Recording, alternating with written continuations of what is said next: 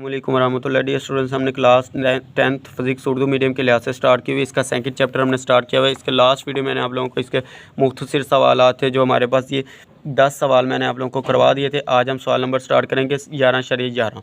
Frequency और pitch में फ़र्क क्या है, में क्या फ़र्क है, इनके दरमियान ताल्लुक़ को बज़रिया ग्राफ बयान करें।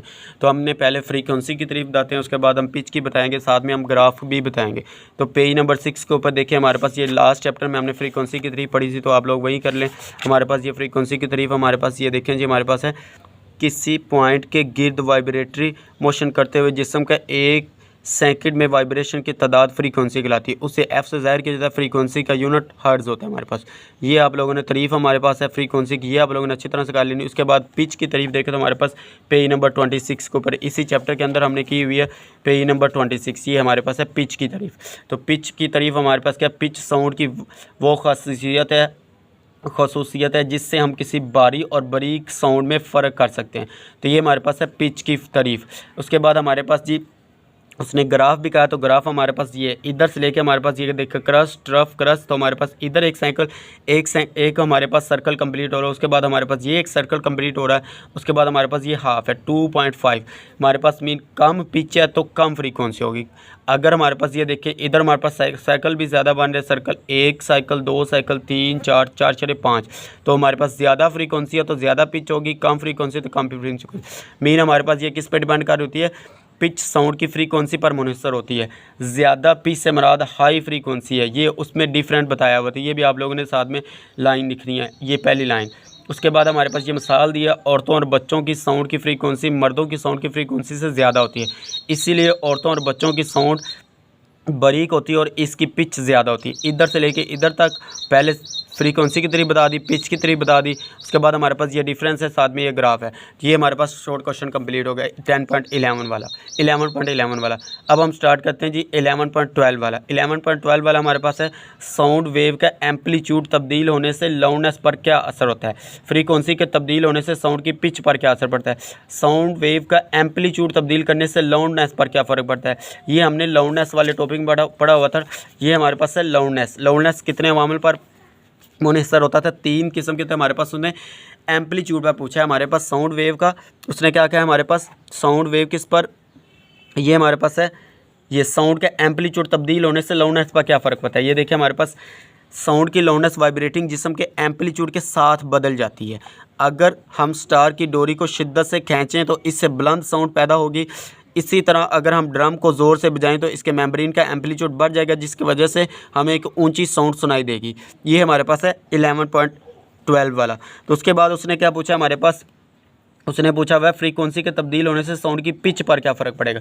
फ्रीक्वेंसी के तब्दील होने से हमारे पास पिच का फ़र्क पे क्या पड़ेगा, ये मैंने आप लोगों को अभी भी बताया है। हमारे पास ये अभी लास्ट में भी गया था। हमारे पास पिच में क्या फ़र्क पड़ा, हमारे पास पिच साउंड की फ्रीक्वेंसी पर मुनहसर होती है। ज़्यादा पिच से मुराद हाई फ्रीक्वेंसी है। औरतों और बच्चों की ये मिसाल आप लोगों के लिए इधर से इधर तक ये इसमें भी दे देनी है। क्लियर है। ये हमारे पास आ गया 11.12 वाला। उसके बाद हमारे पास है 11.13 वाला। अगर साउंड की पिच बढ़ा दी जाए तो मदरज झैल में क्या तब्दीलियाँ रूनुमा होंगी।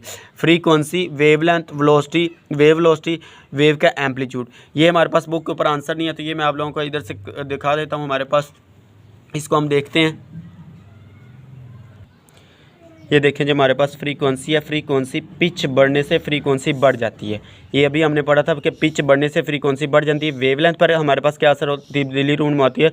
फ्रीक्वेंसी बढ़ाएं तो वेवलेंथ कम हो जाती है। वेवलेंथ का फ्रीक्वेंसी के साथ इन्वर्स रिलेशन होता है हमारे पास। उसके बाद वेव वेलोसिटी है। फ्रीक्वेंसी बढ़ने से आवाज़ की स्पीड हम वेलोसिटी को कहते हैं, स्पीड भी बढ़ जाएगी। उसके बाद हमारे पास है वेव का एम्पलीट्यूड। तो वेव का एम्पलीट्यूड हमारे पास क्या है, वेव के एम्पलीट्यूड का साउंड की पिच से कोई ताल्लुक नहीं होता। हमारे पास वेव का जो एम्पलीट्यूड है साउंड की पिच से इसका कोई ताल्लुक नहीं होता है।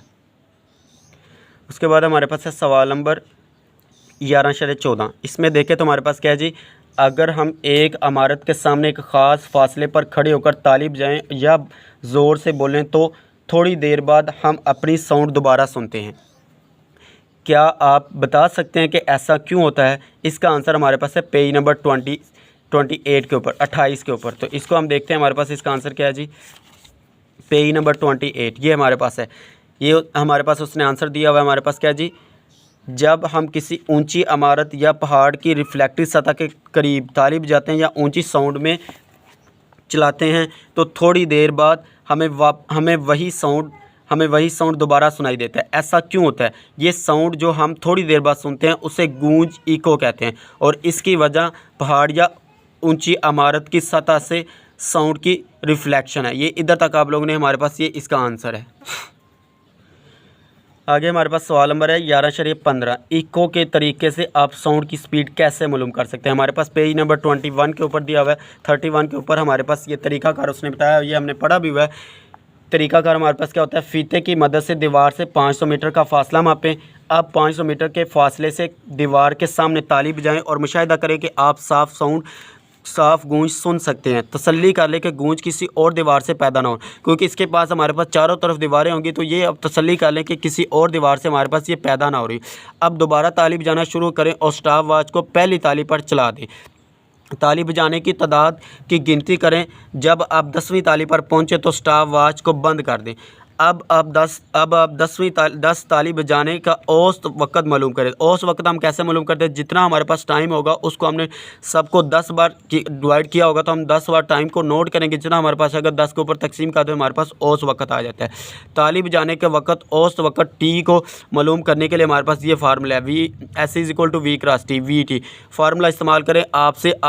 आपसे आप साउंड की स्पीड, इससे आप साउंड की स्पीड मालूम कर सकते हैं। ये हमारे पास था शॉर्ट क्वेश्चन नंबर 15। उसके बाद हमारे पास है सवाल नंबर 16। सवाल नंबर 16 में हमें उसने क्या कहा कि इंसानी कान के लिए काबिल समाअत साउंड की हदूद क्या है? क्या यह हदूद उम्र के लिहाज से तब्दील होती है? वजाहत करें। पेज नंबर 34 के ऊपर हमारे पास इसका आंसर दिया हुआ है, 34 पेज के ऊपर। पहले उसने इंसानी हदूद पूछी हमारे पास क्या, तो हमारे पास फ्रीक्वेंसी की वो रेंज जो इंसानी कान के लिए काबिल समाअत हो। काबिल समाअत फ्रीक्वेंसी की रेंज यानी हदूद कहलाती है।